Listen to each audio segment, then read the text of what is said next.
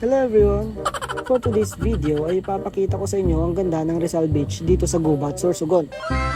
Ang view pala na madadaanan pag pupunta kayo sa beach ay makikita nyo ang ganda ng Mount Bulusan. At nakaka-amaze nga makita ito dahil first time ko. Pagpunta pala namin sa beach ay may 20 pesos per head na entrance fee. Hindi pa kasama ang parking fee na nakadepende kung ano ang dala nyo na sasakyan.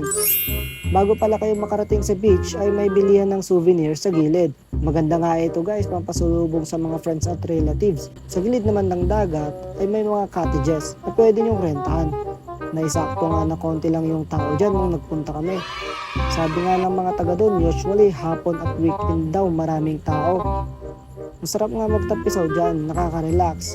For sure, mas masarap maligo.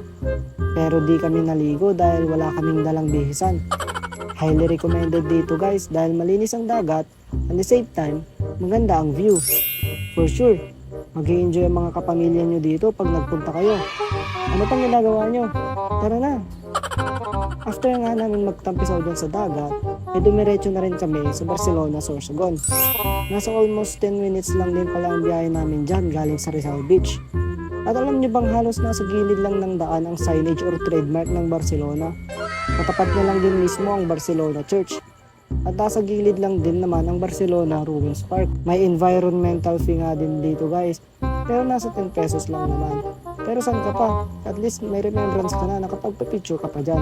Dinadayo din pala ng mga turista at travelers to. Pag nagawi kayo dito guys, huwag nyo kalimutan magpa-picture. May mga bilihan din pala ng souvenir sa gilid niyan. Siyempre, bumili na din kayo.